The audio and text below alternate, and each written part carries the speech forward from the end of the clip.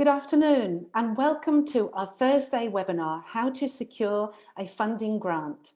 My name is Elizabeth from Charity Digital and I'm very pleased to be your host for this session today and would like to give you all a very warm welcome, especially to our speaker, Lorna Belsey, who is Senior Manager for Grant Making Operations at Charities Aid Foundation.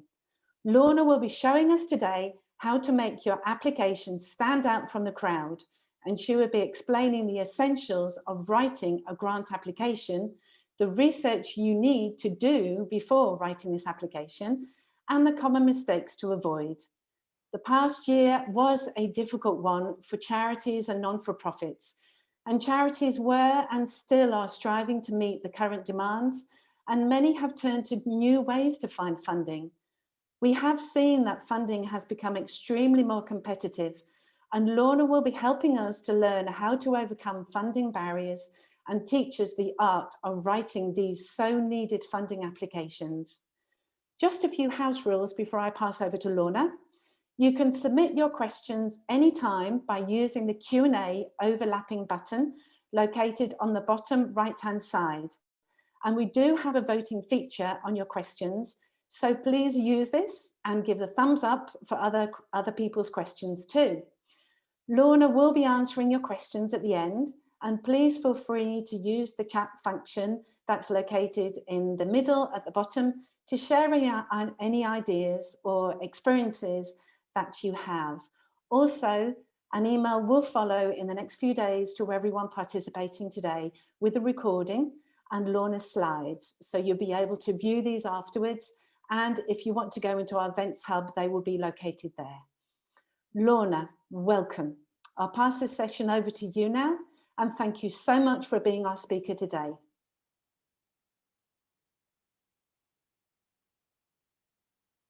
Thank you, Lorna. Thank you, Elizabeth. Let me just start my video, sorry. That's okay, it's all okay, isn't it, when we start it? The usual technical problems, but thank you, and thank you for having me today. I'm going to pop off screen and I'll leave it over to you now. Thank you. Thank you. So today I'm here to talk to you about how to secure a funding grant. My name's Lorna Belsey and I'm the Senior Manager for Grant Making Operations at CAF, at the Charities Aid Foundation. I'm going to take you through, as Elizabeth said, how you can strengthen your applications and tips and tricks for doing so, and there'll be time for some questions at the end. First of all, I'll give you a bit of an introduction to the Charities Aid Foundation and who we are. We are a charity, a bank, and a champion for better giving. And over the last year, we've distributed over 640 million to various good causes around the world. And we've done that in a number of different ways. One of those is through our work with individuals and their donations, so helping them to support the causes that are important to them when they want and how they want. We also work with companies, so providing advice on their corporate social responsibility strategies, their corporate giving and employee engagement. But importantly, we also work with charities. So that again is through an advisory service, our grant making portfolio, and our research and insight. And in addition, we have a CAF Ventures arm that provides social investment support. So that's a little about Charities Aid Foundation and who we are. To the page that provides those materials. In terms of actions to survive, that might be advice for trustees or tips for applicants. And we're going to go through some of that today. Might need to, or how they can respond to this changing context. That might be collaboration with other charities, it might be insights into charitable giving and innovations that are out there and that you can take up. But also importantly, looking ahead to the future, strategies to survive. So thinking about the characteristics of a resilient charity and supporting that financing and strengthening for the future. So in terms of applications and how to strengthen them, I'm going to give you first of all a little a few slides on the funder's perspective, and then we'll go into what applicants can do. So in terms of the funder's perspective, in a way, it's a donation with strings attached. Those strings might be around the timing of the use of grant funds, exactly the purpose and the ways in which you can spend it, eligible costs, things like that. So it's not as straightforward as a simple donation, go ahead and spend it however you like. There might be some conditions attached to that. And that's important to think about as you're drafting applications and as you're thinking about the funding opportunity that's there before you. With grant making, as with other ways of supporting organisations financially, helps select and identify appropriate organisations, and there will be a level of due diligence that sits around that. But importantly, grant making can provide insights into the impact of the grant. Hi, Elizabeth. Hi, Lorna. Sorry, yeah, we've just got a few comments coming up in the chat, and you're sort of freezing a tiny bit. Would it be possible for you to turn your video off, and maybe the connection will be a bit better? It's always the way, isn't it, with these webinars? Yeah, let's just try that and see how we get on. Thank you. Thanks for the comments, guys. Sorry about that. IT these days and internet connections, but thank you for bearing with me. So in terms then of grant making, providing insight into the impact of the grant. So there's often reporting at the other end. What did you do? What did it achieve? What's the difference that made? And then taking that learning and recycling that into the development of future programs and other programs to support the sector further. In terms of trends at the moment as funders, we've seen, as you might expect over the last year, increased competition and numbers of applications. The demand far outstripping the funding available. But also, I think that the pandemic and the challenges have helped shift towards more flexible funding, including unrestricted grants or greater flexibility in terms of timing and the use of those funds. So hopefully those are some shifts that we'll see longer term as well. But also there's a trend amongst funders around greater transparency. And what we want to do is make it easier for applicants to be able to submit the information needed to award a grant, but also in that transparency, publishing data on who's been awarded funding and enabling that visibility of the granting landscape. And that's certainly something that we're going to see more of in future. So in terms of the funder's perspective, I thought I'd just take you a little bit through some of the application and assessment process. Knowing that numbers of applications are increasing and there's a lot of demand for funding, understandably, at the moment, there's an element of screening of those applications, thinking about how to manage that significant volume that many funders are seeing. And some of that screening will be based on eligibility criteria and also the completeness of the application. So funders will want to look and prioritise their time and resources and also focus on applications. Some funders may use AI, artificial intelligence. We don't, CAF doesn't, but it's a possibility that other funders might. So thinking there about making sure that your application meets those criteria that are published. If there's backup documentation, is it as we expected?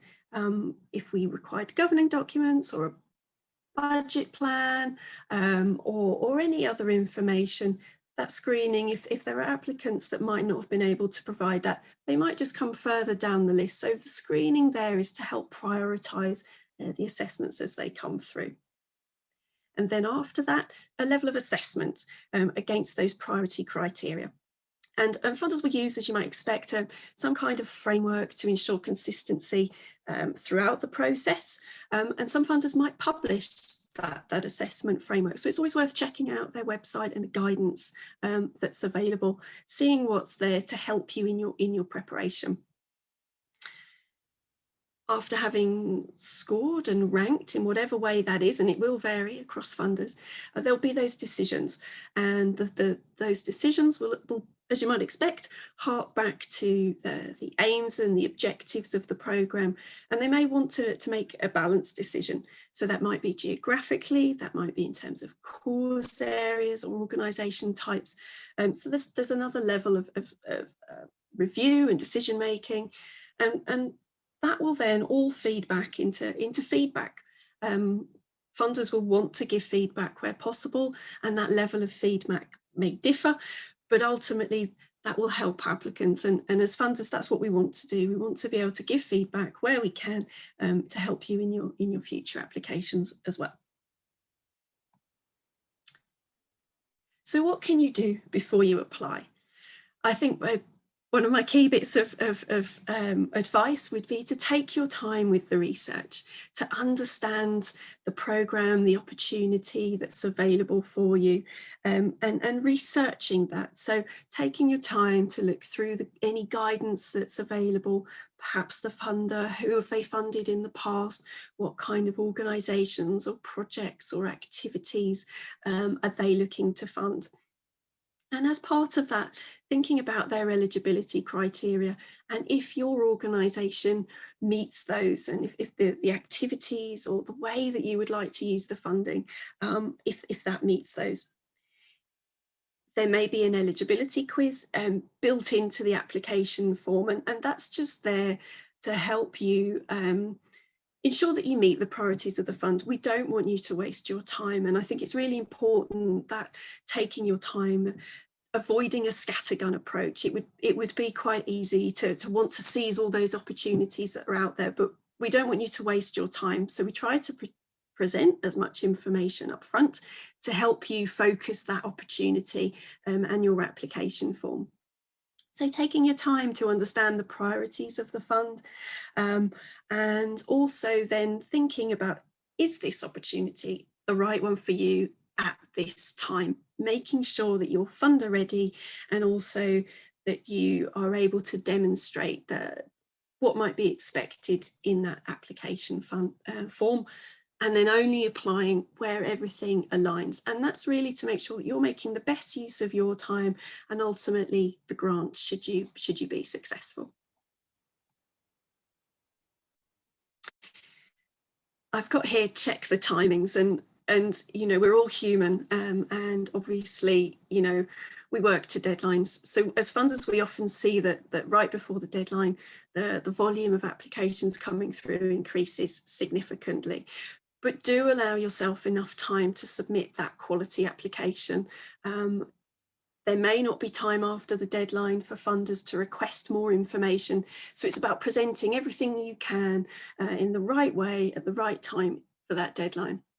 But thinking as well beyond that, and do those timelines fit your needs? When can you expect to hear about the grant? I mentioned again here supporting information, and thinking about the whole picture of yourself and your organisation. So if the funder asks for any other supporting information, and that could be due diligence documentation, that could be then governing documents or trustee or director information, or a bank account statement, making sure that you've got those to hand, ready to submit them at the point of application and attach them if you can. But also thinking about any social media accounts. Can you reference any within your application? What picture will that help tell about your organisation? As funders, you know, we're looking at applications, we're seeing lots of words on a page, and we, you know, anything that helps bring to life what you do, the communities you support, and the grants and how you might use them, all help us to make those decisions as to who we might fund. So just thinking about that supporting information that might sit alongside your application. Now I've got a couple of slides here that I've broken into some different sections to help outline what makes a great application. Ultimately, we want, you know, robust applications that give a clear idea of the issues that you're seeking to resolve, and being clear about who will benefit. So within questions, very much thinking about, you know, providing robust answers, thinking about word counts, and trying to provide the right level of information for that question as you work through. it's a good idea to read it through from start to finish before you start entering information. The questions shouldn't repeat themselves throughout. Funders are being very much encouraged, and we're mindful of asking just the right level of information, not asking for lots of extra things if it's not adding value to the application process. But trying to structure your answers to tell that story, that thread throughout your application form, so that it's clear who you're looking to support, the difference that grant might make. So being careful, specific, and providing the right level of evidence so that the assessor doesn't have to jump around, and that there's a clear story that you're telling throughout. So thinking as well about exactly who will benefit, and I'd suggest they're providing a good level of detail and not being too general if you can avoid it. Being specific is that, for example, a particular group of people or age ranges, demographics, where do they live, why is this grant going to be important to them, so that it's easy for the funder to understand why this is important to you. Thinking about outputs and outcomes. So what activities might you undertake? What might be produced with the grant? And that will depend whether it's a project activity grant or something for core costs. So tailoring your answers to that specific fund and what you'd like to do. And it's okay to copy and paste perhaps from other funds that you might have applied for, but obviously make it specific to this opportunity. There may be some information that you can use, but do read back it and make sure it's relevant to this particular opportunity to paint that picture. A key element of your grant request is obviously the budget. One thing I would say is to be realistic. There may be a range of grant size that you can apply for, but think about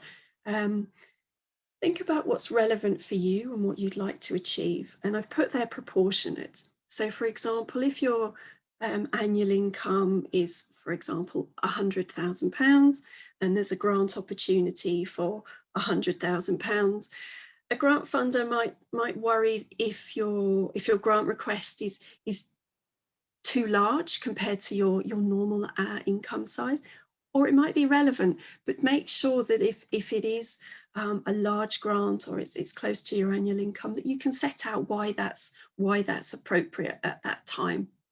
Funder wants to be confident that you can manage the funds that you've been awarded. So providing a realistic budget request, but then also a breakdown that supports those figures. And that might be a bit more detail about how and when you use the costs, exactly what they're going to be used for. And importantly, making sure that if you're listing budget items, that it's for eligible costs.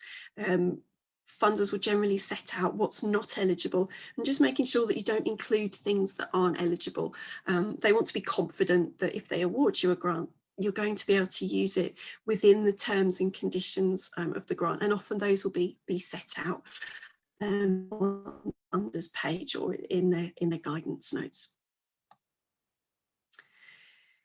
I've talked before about kind of selling yourself, painting a picture, and how that comes across with various different things. So making sure that your reporting is up to date. If you have charity commission submissions or anything on Companies House, depending on your organisation type. Looking at that, making sure that things aren't overdue if possible, why this is important to you at this time, this grant, and how you're going to use it. If you talk about reaching out via social media, making sure that actually that your social media accounts are up to date, that you've used them recently. What they'll want to see is that actually everything tallies up. And so actually that how you might use the funding is going to be relevant to the ways that you work or complementary ways that you might use the funding. Under content here, I've mentioned, avoiding jargon. You may need to just spell out some acronyms, or if you're using particular terminology, set out what you might mean by that, and checking does your application make sense? If someone else within your organisation or a friend or someone can read that application and understand exactly how you intend to use it, why it's relevant, if it makes sense to them, then it will most certainly make sense to a funder. So giving yourself as well, and you need to build that into the time, of course, before you press submit, but making sure that actually it's a coherent and comprehensive outline of what you want to do and how this funding opportunity can be relevant for you. I've got again there supporting documents, and that could be a range of things. Sometimes as funders we like to see pictures, if you've got any, helps bring to life what you do and who you work with. Could be project plan. Sometimes they're optional, they're not always mandatory. We don't want to make extra work for you, but if you do have something that you think helps strengthen your case, then do include it. As I say, it's always nice to see pictures, or if you have any hyperlinks to videos or something, just helps bring that to life for a funder. But you know, it will depend on the application form and what's required at that time. And of course, before you submit, whether that's whatever shape or form that form is in, whether it's a Word document that you send off or an online application form, giving yourself a little bit of time to check, is it complete? Have you filled in every question? And again, some questions might be optional, but just checking actually where there's a word count, have you provided a reasonable amount of information against that word count? Have you filled in questions that are relevant for what, you know, what's been asked of you? As I said, does it make sense? And is everything attached? And just going back through that, sometimes there will be a checklist at the end of the form for you to run it, you know, run through again and tick off. But if not, just, you know, that once over can make the difference, because there's not always time after you've submitted for funders to come back and request extra information. So just trying to make sure you've got everything to hand at the point you do it. I've got here avoiding common mistakes, and these will be things I've kind of touched on earlier within the presentation here. It's I guess, as I say, reading the questions carefully and just trying to make sure that you can tell a really compelling story. I've put there in detail. What we want though is kind of, I guess, the right level of detail. You know, generally there's a word count, and you know, look to fill that if you can appropriately. You know, I think it's about being robust. It's about being succinct. And giving that clear idea of the issues you're seeking to resolve. If you don't understand the questions, there'll often be some guidance. There may be hints and tips embedded within the application form. Certainly on some of our online forms, you can hover over an information button and something will appear. But you can go back to the funder and ask them for more information. There may be FAQs on their guidance page.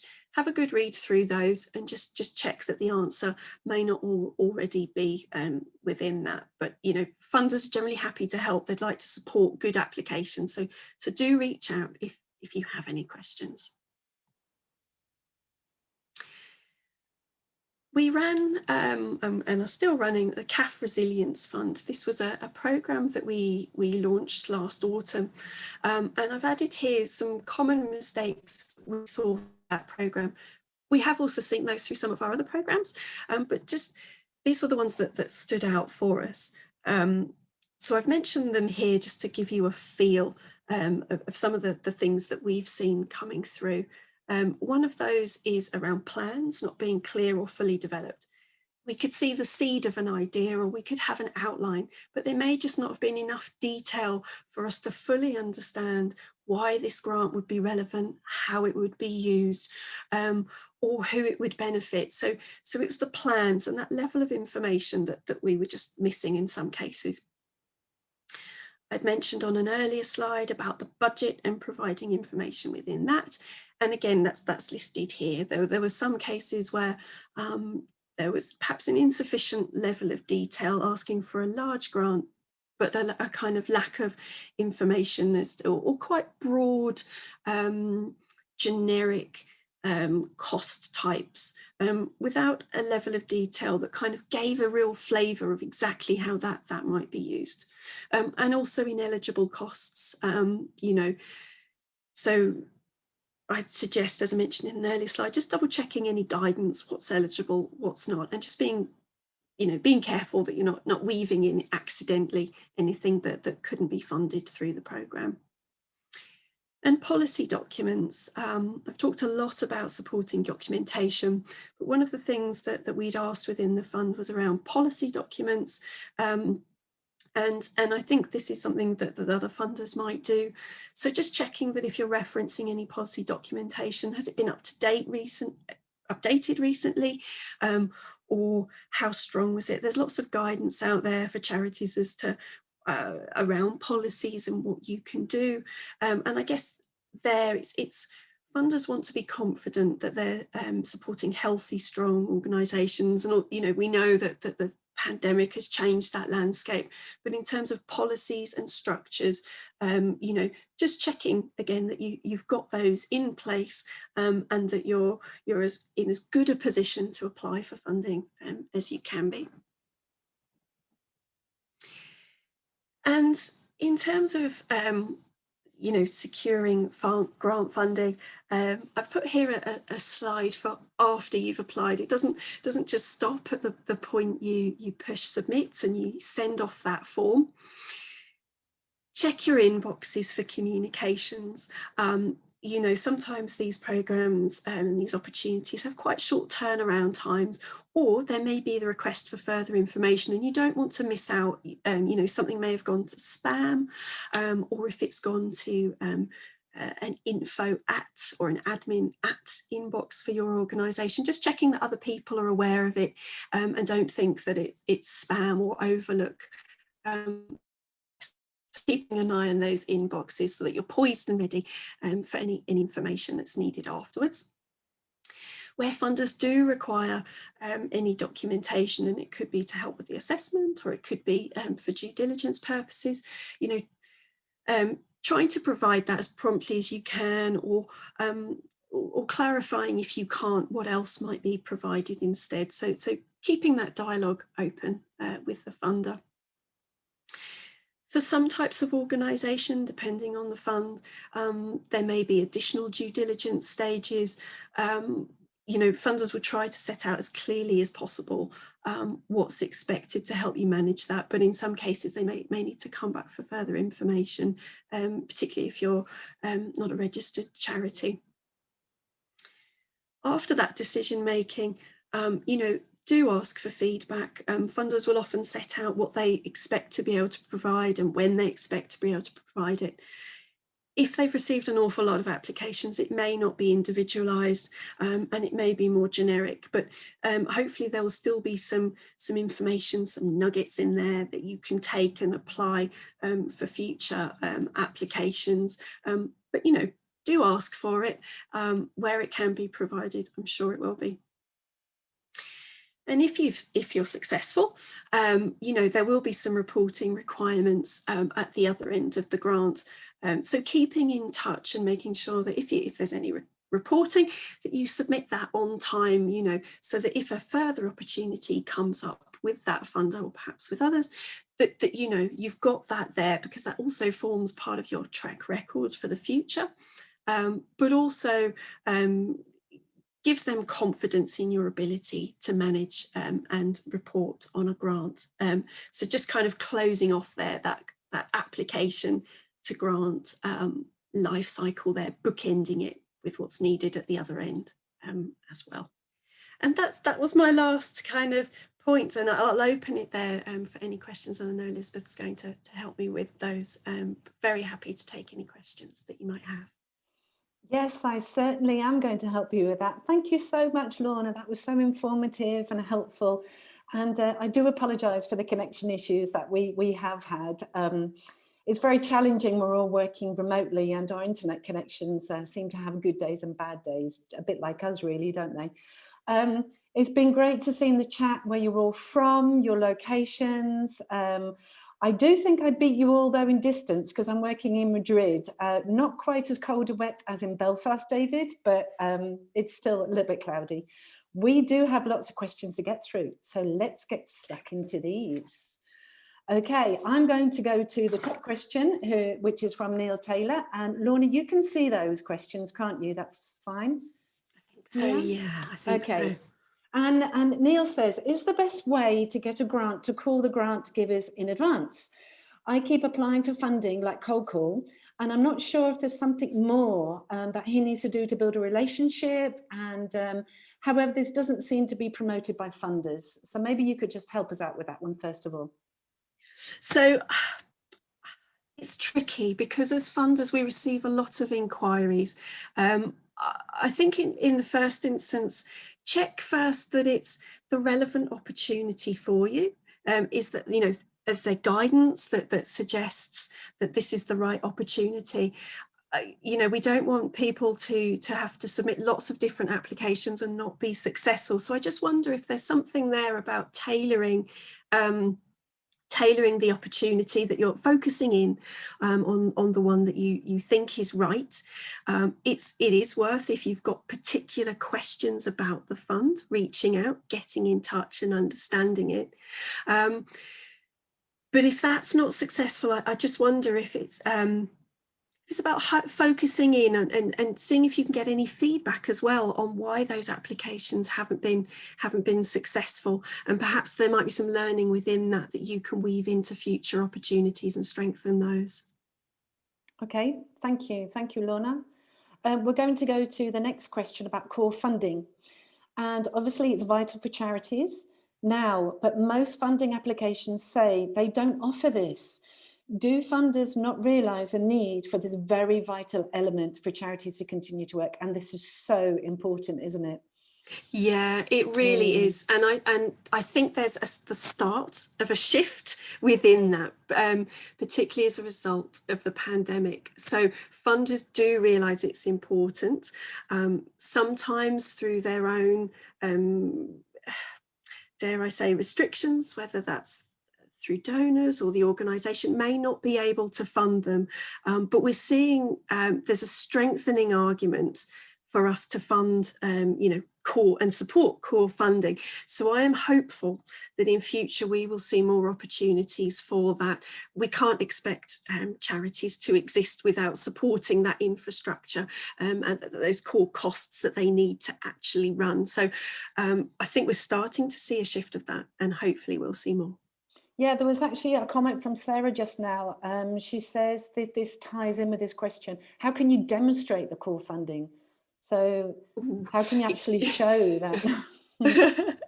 I suppose if we're talking here in terms of impact, it is a bit harder because it's not a project with a defined end date and what you did in that time and exactly how many beneficiaries you supported, etc. But I suppose it's about being able to support how the difference that's made to your organisation and what it's enabled you to continue delivering, and why that's important. I suppose it is harder to outline it in the context of core funding, and certainly I know that as we shift more towards that, we're going to need to provide more guidance to help people articulate that better. Okay, definitely. I'm sure we will come back with more questions about core funding as we go through what we've got here, okay? So the next question we have is, I know of a few, but are there any websites that showcase available and current grant opportunities? That's a good question, where criteria can be narrowed down to, you know, specific needs. Yes, there's definitely some directories out there, and that might be something we can flag afterwards, because I'll be honest, off the top of my head, I can't think of specific ones, but there definitely are, and we've used, you know, I've used them in the past as well. It will depend. Some of them you are able to filter on. It will very much depend on the way that directory is set up. But some of them have got filters on regions or cause areas or grant size, things like that. So perhaps we can put that in some of the follow-up links that we provide, perhaps. Yeah, that'd be really good if you can provide us with those follow-up links, and then we'll put in our events hub sort of after we put the recording and everything on your slides there, that would be great for everyone to see. And then it will be emailed to people as well. So we've got a question from Gareth. What's the best way within budgets to show the core costs of a charity that support the project you are applying for the grant for? That is a good question. So just thinking here about how you make that link, and it might be in relation to setting out perhaps a proportion. So if the grant, it's thinking here about some staff salaries and a proportion of overheads against that, providing a bit of a breakdown as to exactly what that might be, whether that's utilities or rent, trying to give a bit of a flavour. We know that every organisation has its core costs and has its overheads, but if you can provide a bit of detail and your rationale for working that out, then I think that helps strengthen the information and your request in that context, and how that's relevant to the delivery of that project. If it's a 6-month project, for example, is that a particular staff role at a certain percentage for however many months to deliver it, and a proportion of overheads that then are associated with that particular role. That's one suggestion. Okay, so that sort of really ties in. We're talking about budgets now, and are round numbers frowned upon? So, they're saying, sort of giving an example there, let's take 10K, and then, can you round that up, round it down? Well, I would say try to be specific where you can. I mean, I suppose we don't necessarily want to go into too many pence, but being realistic with any rounding, so that there's confidence in your calculations, and then how you've come to that figure, so that overall, that the overall grant request is proportionate and relevant. So probably a little bit of rounding, but ultimately being realistic about what you're asking for, I would suggest. Okay. And we've got a question from Andy Castle, who's saying sometimes there is a question over what you do if you're not successful in the grant application. What is the positive way of answering this? Ooh, I suppose, yeah. I suppose what funders are asking for there is to, understand a bit more. Is this a make or break? If they're not able to fund this, does that mean the project won't go ahead at all? Or actually, is there some part funding? If funders may not be able to fund everything you've asked for, but would the project still be able to go ahead if they didn't? And to understand how you might still be able to deliver on some or all of those objectives if the full grant isn't able to be awarded, and how you might balance any of that underspend or lack of budget, for want of a better word. So I think it's about setting out what else you might do, how else you might approach it. For some funders, if they can't fund everything, they may not be able to part fund it, but it helps give them a sense of what you might be doing in the absence of full grant funding. And Lorna, in your sort of experience, are you finding that during the COVID periods last year and everything, funders are asking more questions, or they're sort of dropping them? Oh, I think they've tried to be. That was my question, by the way. No, it's a good one. I think they've tried to be more realistic. We've understood the urgency. So, really trying to not be creative with the grant funding, but to respond to the need that's out there. So moving quickly, and that might mean perhaps fewer questions, or perhaps asking for everything in one go, so that, to be able to disperse that funding quickly, that hasn't left time for any back and forth afterwards. So it might mean, unfortunately, more questions up front, but that's meant the funding could get out quicker to where it's needed on the other side. So it's a bit of a mixed picture, but I think there's a real drive to only ask what's actually needed, and to not make people jump through hoops for funding, and to be really specific. Okay. The next question is, I've been asked by a trustee to provide an idea of the scope of the trust and foundation channel for our organisation. We are an international development organisation, but more broadly, how would you suggest I do that and gather very rough numbers for the trustees outside of a consultancy scoping exercise? Oh, wow. I suppose, I'll be honest, this is off the top of my head, but thinking about the different activities that you undertake across the entire of your organization, you might need to, do a bit of extrapolation, but having a think about those activities and how, if you add them all up together, it might be rough, it might be a start of a 10, it might be that throughout the course of your activities you actually survey or record that information, and over time can collate a more accurate picture, for want of a better word. But I think just being realistic about what you can achieve and accepting that there might be some level of rounding up, as we had in a previous question. Mm. Okay, yeah, great. So we've got a question from Sophia now, who says, some funders say that decisions can take 3 to 6 months. Wow, really? Gosh, what is the best way? What's the best advice when stating the start of the funding period, if it's not clear when the funding will be available? What a good question. How do you cope with that? Oh, yeah. I mean, I think good practice would be that a funder would set out when you can expect to hear, so that you can manage that.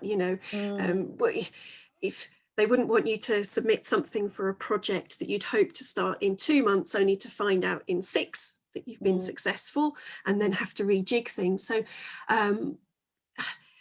where funders do have longer timelines, I'd like to think they would set those out up front, or be clear about the reasons why there might be such a delay. It might be that there's a 2-stage application process, or that the decision-making panels can only work in a certain way.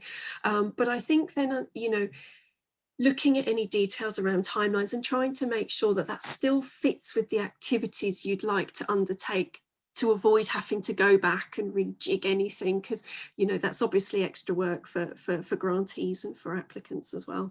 Mm-hmm. And do you find that most funders do set it out in black and white, really, these guidelines of how long decisions do take?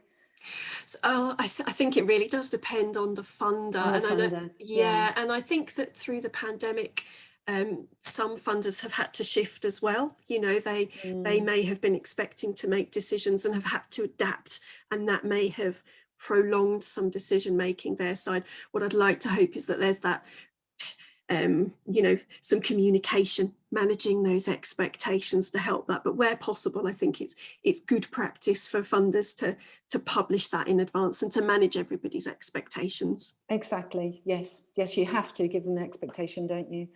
Okay, what advice would you have for small charities struggling to manage funding applications alongside the increased workload of supporting the people they work with? Oh, that it is tough, because Tough, really obviously it tough. is tough, because you obviously want to secure additional funding to continue to deliver your activities. I guess it's about seeing which are the most important opportunities to apply for, and focusing on those to not submit lots of them, if that makes sense, and seeing where you might be able to recycle some of those, and also thinking about any data collection methods, and where you can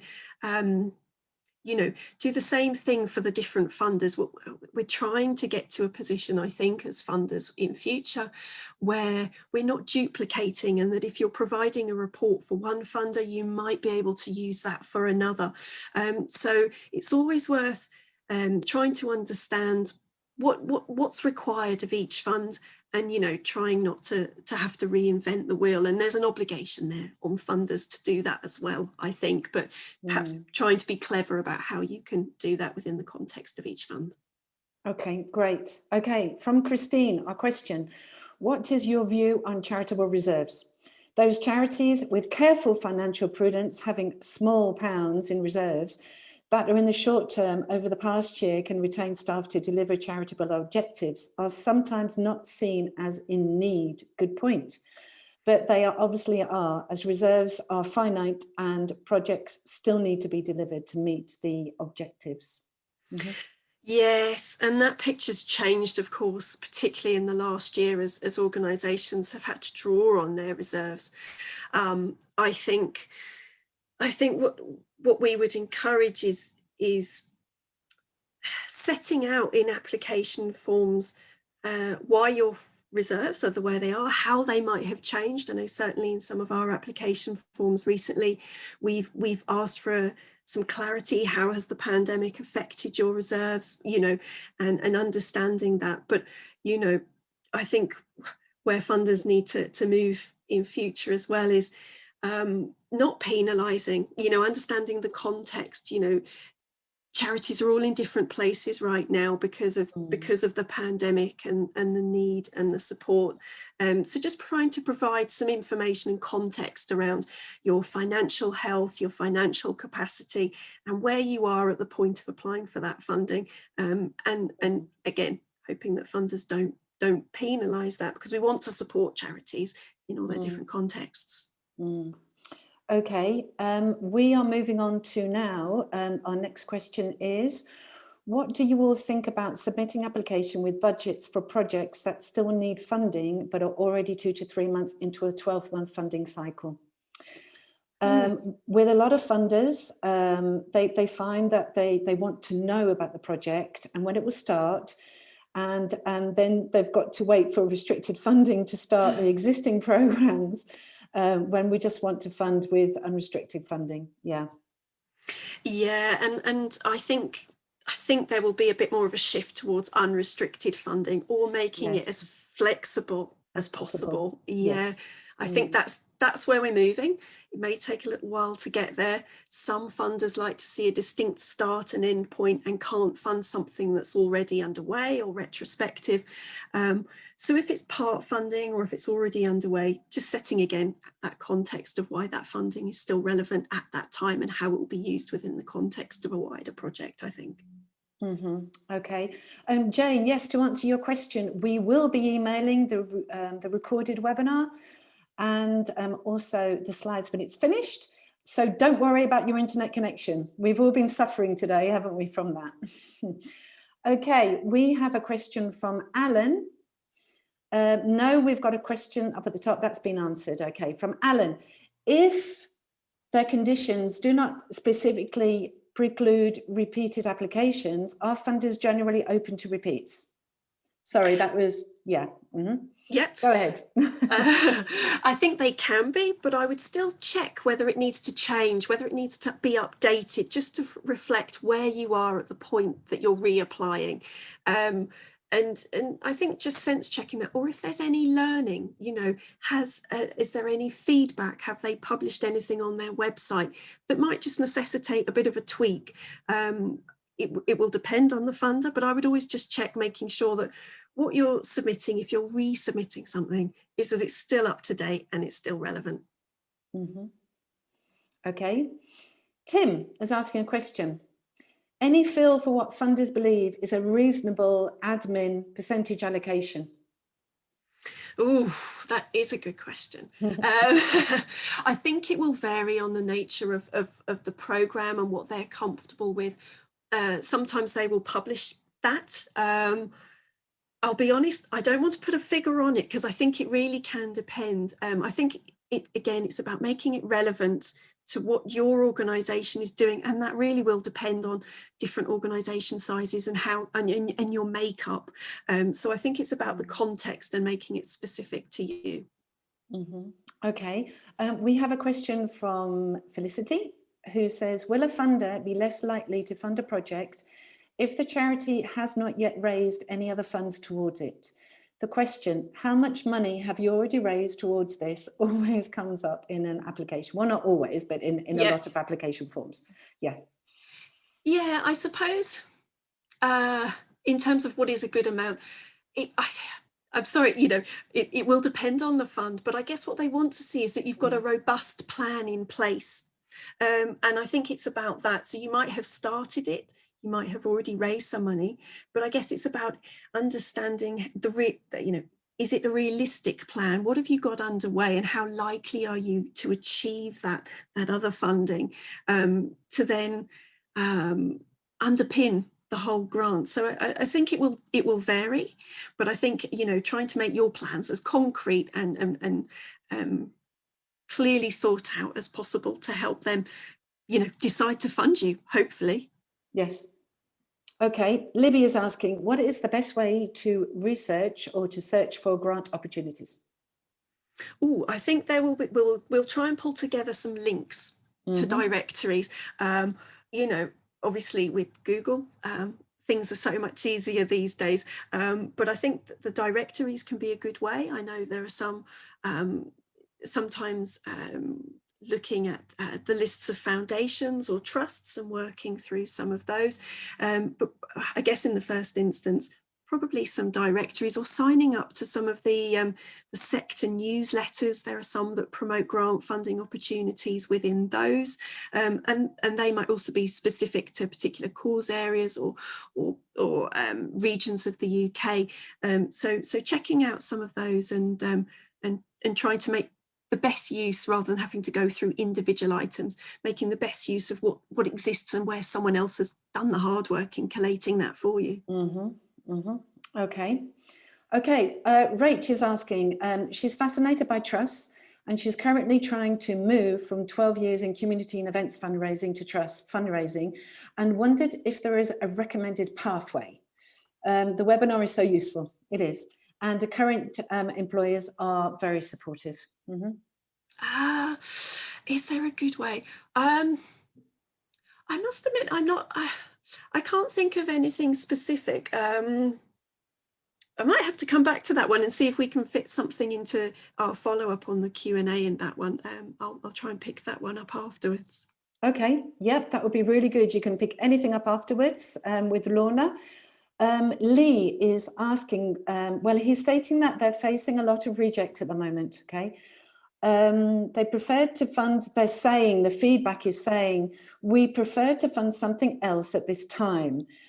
They are on the third round of being rejected twice. The bid is for much needed organisational development to make them more sustainable, and they can't move forward without this. What would you suggest?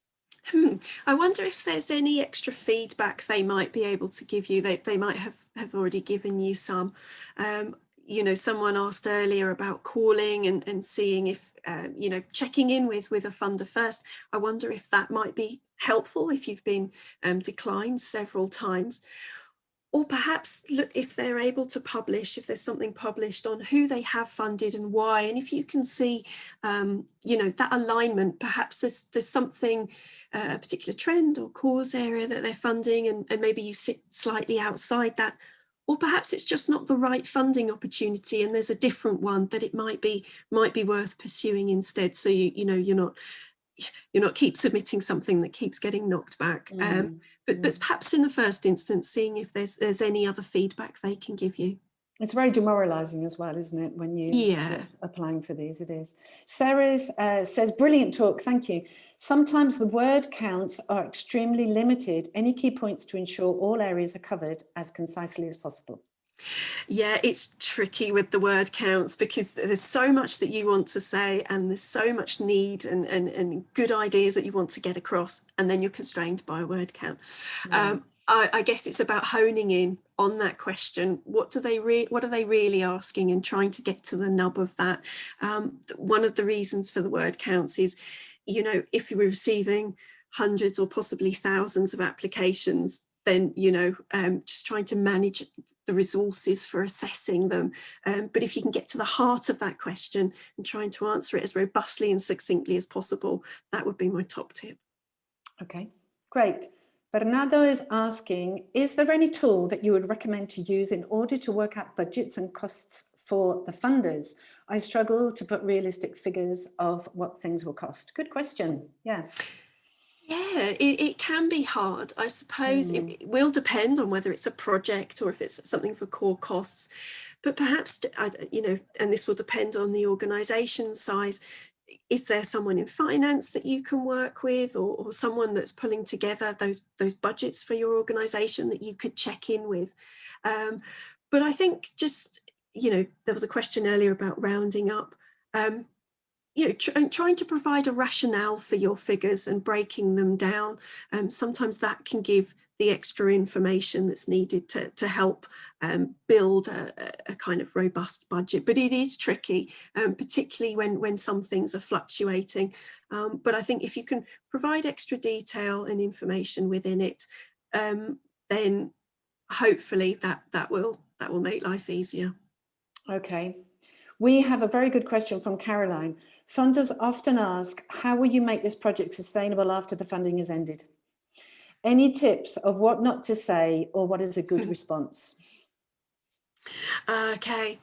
I guess what they want to see is that things aren't just going to end at the point the funding ends. So thinking about, how that impact of that activity or what you've done with the grant might continue in the future. Are you building a network or something that could be redone in future? And, I guess it's less what not to say, but painting that picture of a life beyond that grant and how there might be some long-lasting impact. And if you can bring that to life, I think that's the kind of excitement that a funder's looking for. Mm-hmm. Okay. We have another question here that says, I understand we are assuming we're able to speak directly with funders, but in most cases, the contact given is from the solicitor or accountant.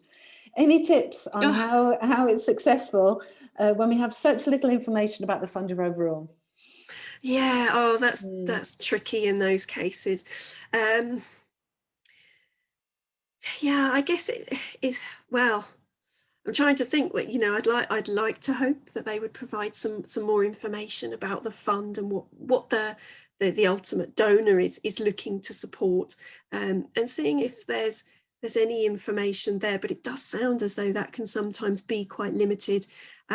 It might be seeing if you can see who else they funded, and again looking at whether that aligns with your organisation and who else or why they might be funding those that they are. That's tricky. I do sympathise in that instance. But I mean, in your experience, how easy is it for people to speak directly to the funders? Yeah, if they've appointed someone to kind of manage that, then they're the gatekeeper in some instances. But hopefully they would have some information about the scope of the fund or who the ultimate donor is looking to support. But yeah, they then become generally that go-between, and may not have further information themselves. That's really tricky. Difficult. It is tricky. Yeah, Diane is asking, what would a resilient charity look like to you post-COVID? Oh, that's a good question. And actually, what I'll do is I'll refer to one of the slides I had earlier around survive, adapt and thrive. We've got 6 tips, I think it's 6 or 8 tips on what makes a resilient charity, and we can circulate that. And there's some good tips there to help charities post-pandemic. So we'll share that afterwards. Okay, Lorna, we've just got time for one last question, which is going to be from Jenny. Okay, do funders usually provide expected work counts? Oh, we've covered this. For this section to give an indication of the level of detail. We have covered this in a different question, but she's asking for, do they usually provide expected work counts, all funders? If there is a word count, it should be listed on the form. If it's an online form, that it might even count down as you start entering the words. If there isn't one listed, I would assume there isn't one, but if there is, then that's certainly what you would be expected to keep largely within. Okay, now Lorna, we still have loads and loads and loads of questions. This is a fantastic session, wasn't it? You've answered 23. How would you like to answer the questions that people have posed to you now? So would you like people to reach out to you sort of via email? Yeah, I mean, if people wanted to stay on, I mean, I can, but if not, we can pop my email address in, and I can reach out to people, or they can reach out to me rather directly. I don't mind. Yeah, we have so many questions here that we will be addressing afterwards. And yeah, we just need to take this offline maybe and just have maybe a bit of a discussion about it, how the best way is to do it. And then just do a follow-up maybe Sure. of these questions. Sure. And maybe that might be in a written form or something else that we'll be emailing out to people afterwards, but we will certainly cover those. Okay, we've come to the end of our fantastic session. Thank you so much, everybody, for being with us, for asking those questions. Lorna? Yeah, sorry, I didn't want to jinx it earlier. I know, sorry, it's so sorry. Lorna, thank you so much for your time today, for just giving us a fantastic presentation, a lot of food for thought.